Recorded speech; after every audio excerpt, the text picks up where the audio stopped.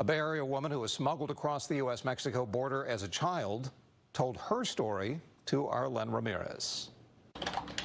Andrea Orea sees America's confusing and sometimes chaotic immigration system from a front row seat. ¿Para qué tipo de caso? And as Director of Immigrant Services for Catholic Charities of San Francisco, her team helps clients navigate a broken system. That's one case. But she sometimes has to give them bad news.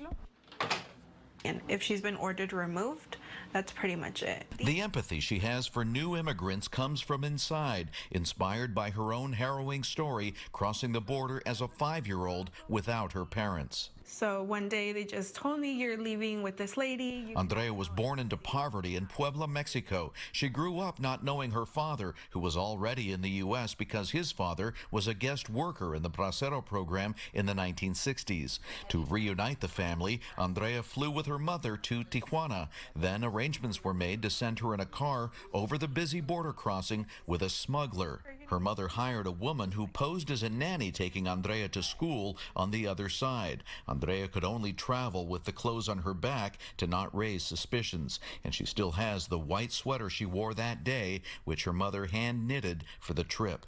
I was with the lady for a couple hours. I remember she gave me chips and she was trying to be my friend, but it was really scary because I didn't know her. She remembers the traumatic feelings of getting in a stranger's car and waving goodbye to her mom. She said, no matter what happens, like pretend to be asleep.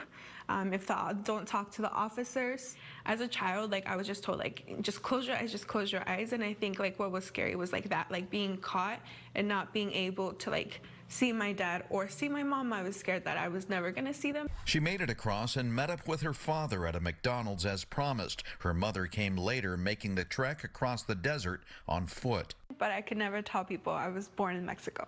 Andrea excelled at school, was a top student at Hayward High, and was accepted at UC Berkeley, where she majored in political science and legal studies. She qualified for DACA, got her degree, and recently a green card, which finally allowed her to emerge from the shadows and tell her story. I always felt like an other person here in the U.S. Because I was born in Mexico and like all those things.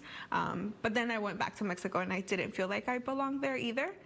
Andrea's 3 brothers are U.S.-born citizens. All college graduates are students, but their parents still do not have legal status. So, like the people Andrea works with every day, the parents who took a risk sending a child across the border to find a better life face an uncertain future of